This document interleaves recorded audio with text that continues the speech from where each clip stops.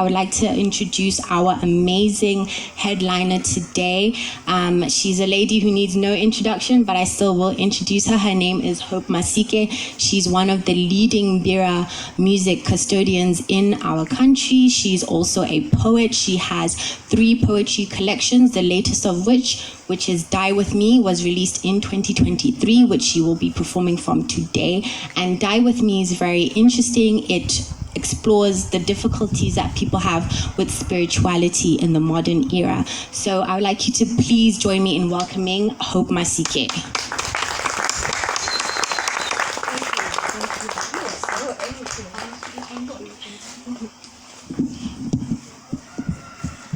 Hello everyone, how are you? Why aren't people sitting in front? Munojka.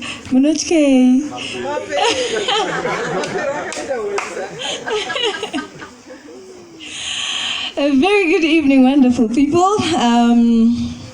As Chandra has said, thank you so much for coming this afternoon. This is an afternoon of words. My name, as already has been said, is Masike. Most know me for music, especially mbira music. But just before COVID hit, something fantabulous happened to me. I bumped into writing. And then I just started writing. Before I knew it, I had a manuscript this big. So Memory Chirere, who is a good friend, I approached him and I was like, maybe there's something here, could you just take a look at it? He took a look at it, and then next time I talked to him, he was like, what are we waiting for? That is how the first book was given birth to. And then after that, as they say, the rest is history. So my first book is called Ask Me Again. Ask Me Again was published in 2020, and it's about women-men relations. I will read you some poems from that book. The second one is called Zera Vezera. I'm not sure I'll be able to read from that book. It's in Shona, and it's for those who have loved ones, or those who still have hope they'll find loved ones. You should always have hope. So it's for everyone. It goes down well with a bottle of good wine and stuff like that. And then the third one is called Die With Me, which is the latest one, the one that Tunderai just spoke about here. On the cover it's written horror poems, but I think they're just spiritually explicit poems, not necessarily horror. But we'll see as I read from the book.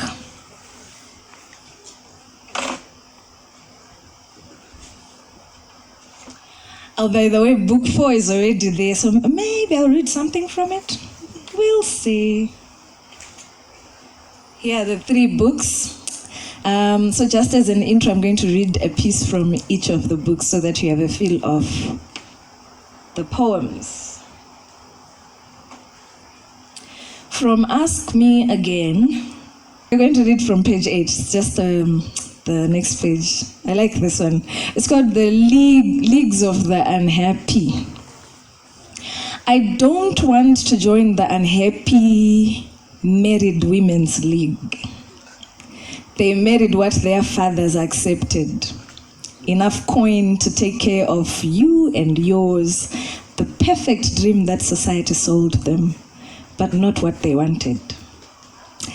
I don't want to join the unhappy married men's league. They married what their mothers preferred. Enough hip to bear and bear children for you. The prescription that society gave them, but not what they wanted.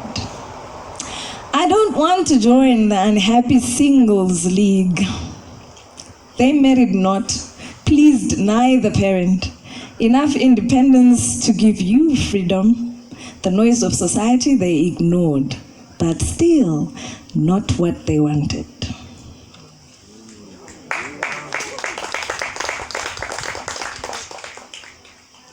Thank you. And then from this one, Zera Vezera, you have to be 18 and above, maybe 23 and above. But I will look for a subtle... Yeah, because Faith,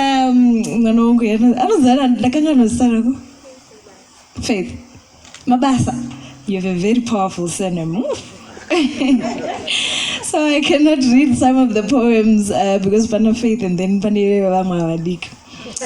I will read from page 17. This one is nice and readable. Anyway. Inonzi wangu. So the book isn't shown, but at the bottom there are English explanations of the poem. So I'll start by reading that. It is said that in most ancient Zimbabwean cultures, the woman and men would thank and praise each other by totem during and after the deed, which I cannot say now. How selfless. And perhaps most significantly, that served as a reminder of how the act was not merely for one's gratification, but also largely for the satisfaction of their other half. This poem is a praise poem inspired by these cultural totemic praises. Wangu, which means mine.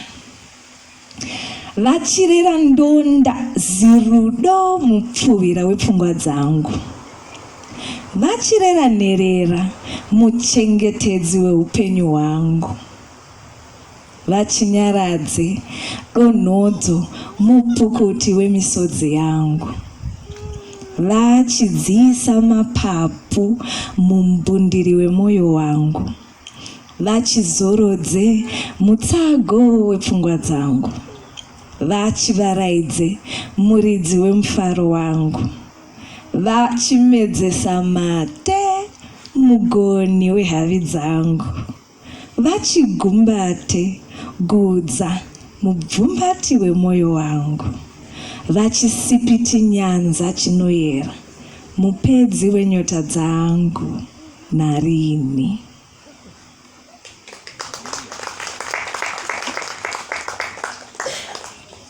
And the session is officially opened. Here is Die With Me. So now I will read a couple of poems for you from my latest book, Die With Me. So this book is discussing a lot of confusion that a lot of us have, my generation, younger, and some older. We were socialized in Christianity, but our roots were otherwise. And for most people, at some point, questions come up. And then Christianity says you cannot be doing this that is done in our traditional beliefs. And then our traditional beliefs say this, that requires that.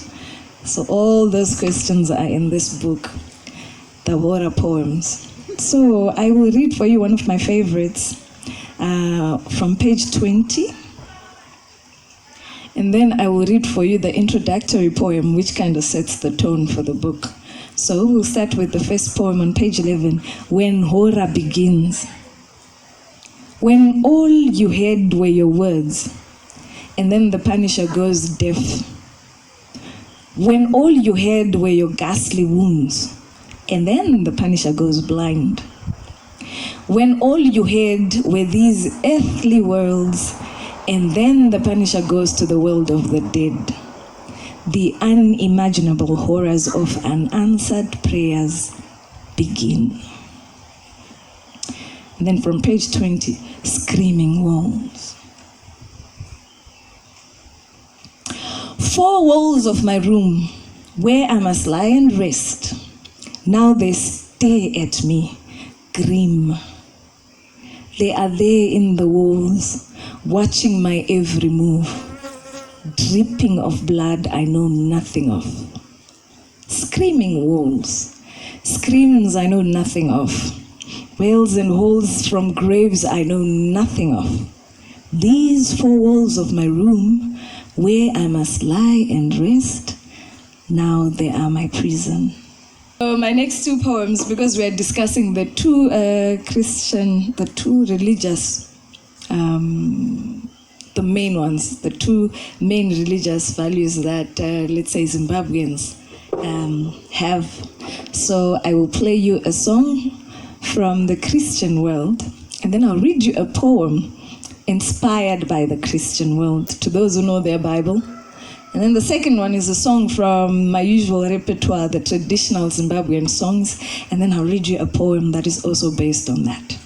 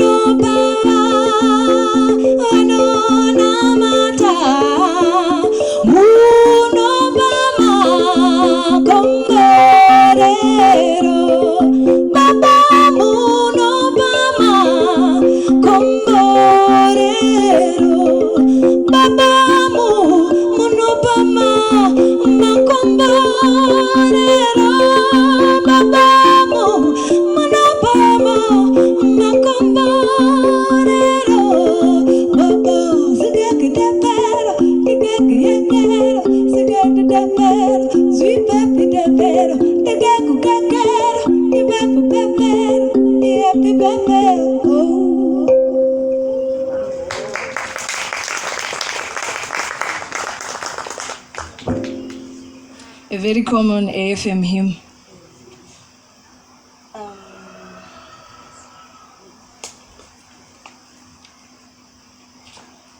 If you know your Bible, this poem on page 13 is based on certain biblical principles. It's called Crimson Red.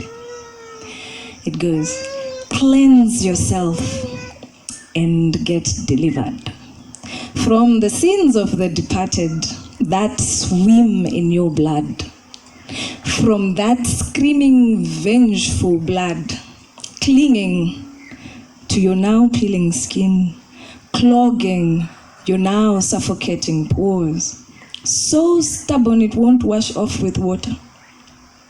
Cleanse. Only blood washes off blood. So stubborn it won't wash off with any blood. Cleanse. Only blood of the Lamb washes even the crimson red. Hallelujah. And then we come to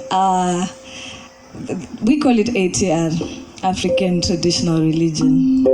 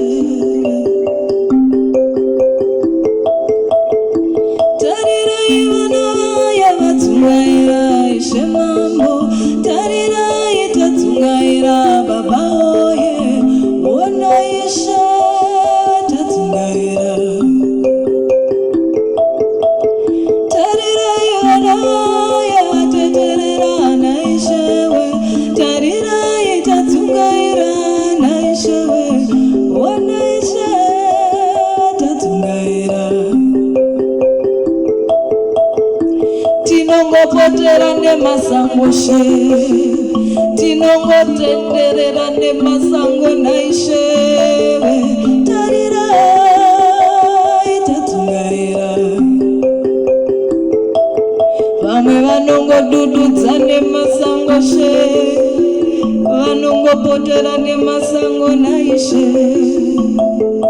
tarira itatungaira.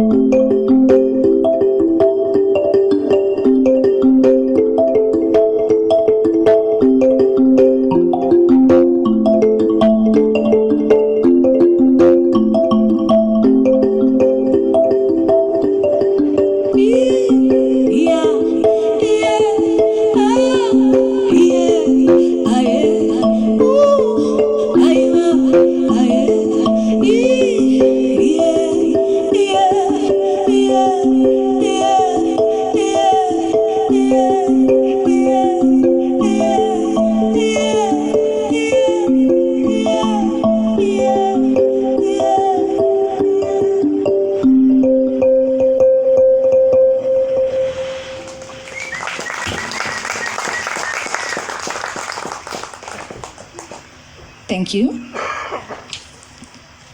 And like good food that we pay with good wine, that song goes with poem from page 14, Once She Dies. So in the African culture, in the Zimbabwean culture, at least let me talk about Zimbabwe, not all of Africa. In the Zimbabwean culture, we all know that if you're not in good books with your dad, you can slap your dad, it's okay. You will be forgiven. But if you slap your mother, then that's a whole other story now. Because in the Shona culture, they say your mother, Mutorwa, she's a foreigner, because your totems are not the same. So this is a poem about that.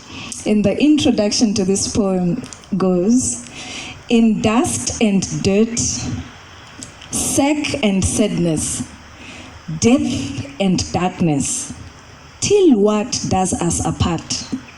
Death already happened. So here's the poem.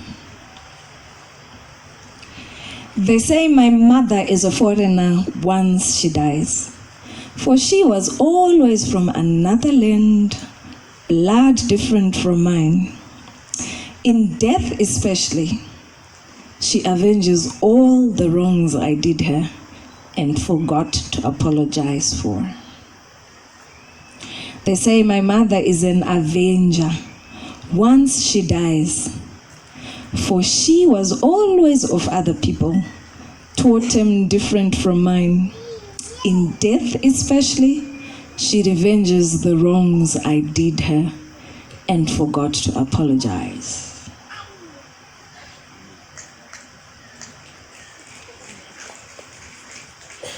Thank you. Okay, so now I'll just, chochororo. What's chochororo in English? I'm just cruising now. So when I was writing this book, I did proper research, and one of the fun things to do was listening to Tete Tilda. This one is based on a story I heard on one of her interviews. It's called Goblin. One of the things I'm always asking people is, do goblins actually exist? Has anyone ever seen a goblin? And everyone says they haven't, but they believe they exist.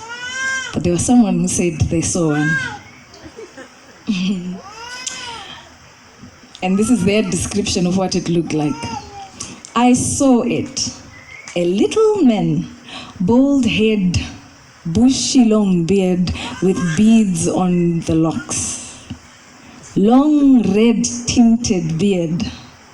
Or was it fresh blood? I saw it. A little man, old face, 3 short legs with beads on the ankles. Short, red, tinted pubic hair. Or was it fresh blood? They saw it.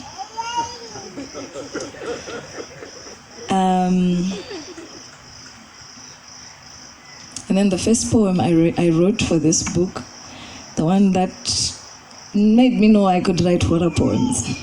It's called A Plate of Worms, from page 22. A plate of worms, alive, slimy, slithering, blinking, and a fork they shoved into my hands.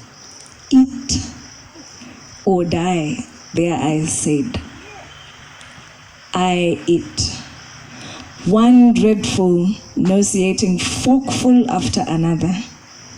Insides turn violently in angry disapproval. Up my throat and out in a shower, worm after another. I wake up, and there on my bed, I have vomited worms.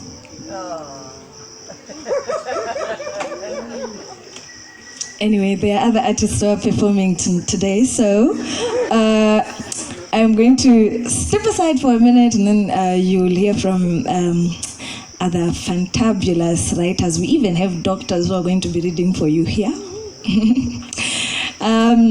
So one of the reasons someone was asking me what inspires me. And what inspires an artist is really anything and everything. So don't tell your stories to artists. They'll be turned into songs or books and stuff. This book, my very first book, was very important to me because it provided positive escapism. There were things that I needed to let out, and writing is one of the easiest and safest ways of doing that. And then you make bag also out of it. So I won't tell you what I was struggling with at this time, but I'm going to read you 4 poems, one after the other. And then we'll see if anyone can guess what was troubling me at that time. And then possibly open for questions as the next artist comes. We'll see. Anyway, here are the 4 poems from my first book, Ask Me Again. The first one is called Bastard. Spent an entire youthful lifetime afraid of having an illegitimate child. Bastard. Surely my mother would have buried me alive. Now that youth is gone, smiles and life soon too, she barks at me for a grandchild, legit or not. She now calls me the bastard. The next poem is called One Beg Per Woman. It reminds me of my English teacher in primary school. We were taught where. So there always is one beg per woman. Hers, it seems now threatened to rip apart. It swells with red hot fury at nature.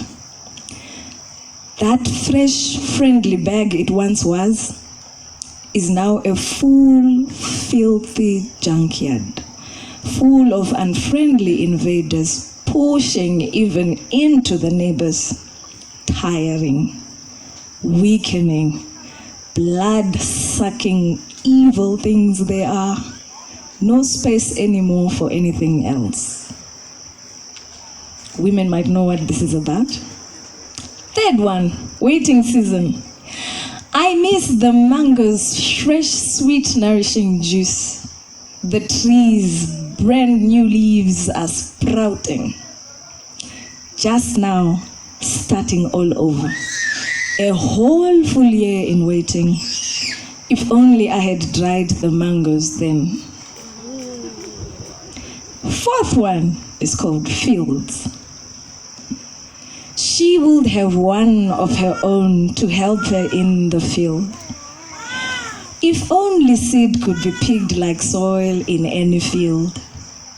She would pick it, plow it up, and seed her field.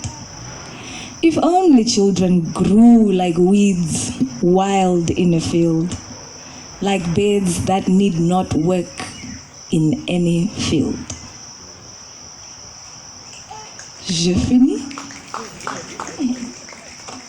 Does anyone know what was troubling me at this point?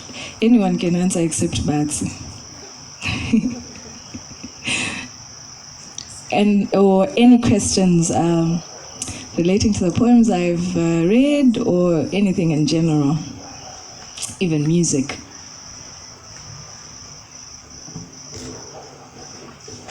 Going once, going twice. Once I leave the stage, I'm not taking any questions. Quite a lot of people who practice ATR, as they call it, are not very open about it. So they do it at family events secretly and stuff, or individually. So I doubt it's that the percentage is as little as they say. I think they say 2% even of people who practice ATR in Zimbabwe. Have I reconciled? Have I gotten to a... I'm at a place of harmony with both, let's say. I don't know about reconciliation as such. And one of the things that have helped me is exactly that, writing books. A book is a discussion, even for the writer, with whatever it is they are addressing. Plus, the stories you hear from others, then you have that discussion. Don't know if I've answered you. There was one more hand somewhere. Yes? I wanted to ask what it's like being a female writer in almost male dominated. It's fantabulous. Couldn't ask for anything better. It means there are many gaps. I can write about fibroids, I can write about giving birth, many gaps. Although I'm not really sure, is writing male dominated still? I doubt it, especially in Africa. I think a lot of women are writing. I don't know, I guess it's arguable. I don't know if anyone has done a proper research on it. All the same, I love it. I totally enjoy it. Yeah. What the word symbolize or represent?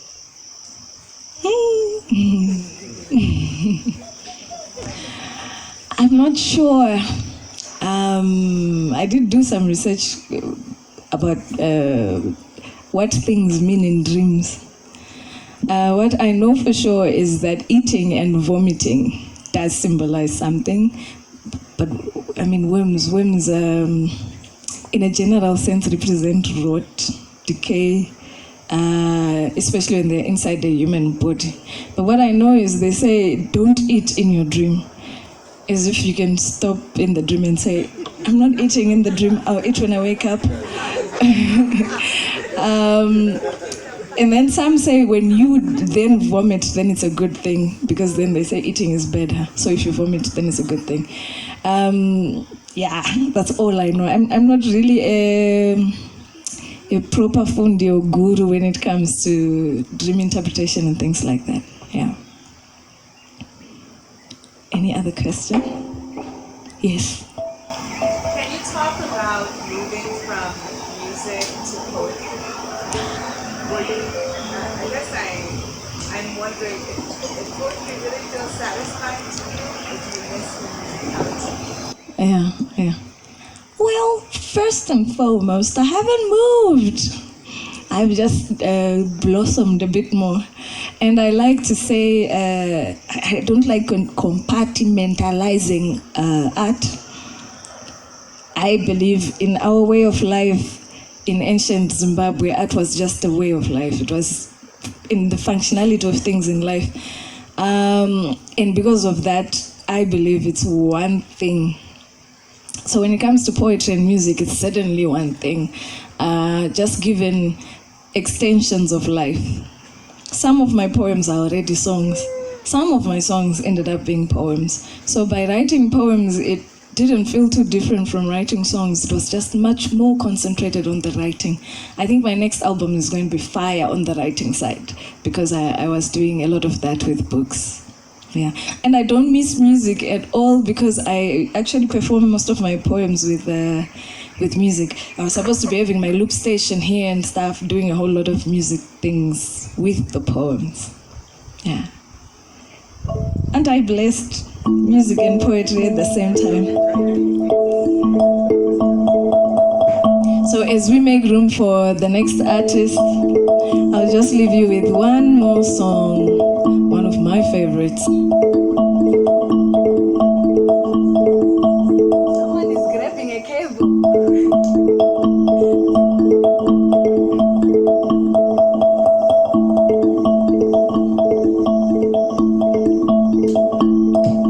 Ondirendire, oha, ondirendire, oha, ondirendire, oha, ondirendire,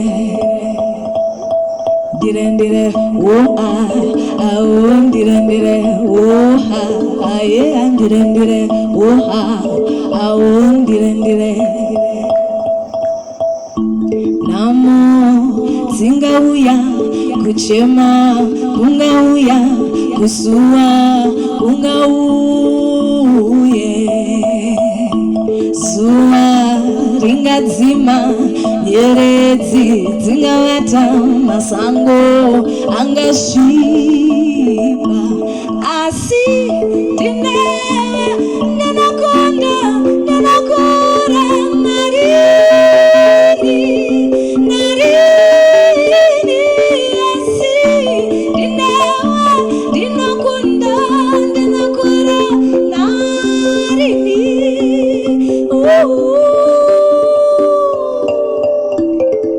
nerera wani dzinofara varwere wani vanofara koiwewe fara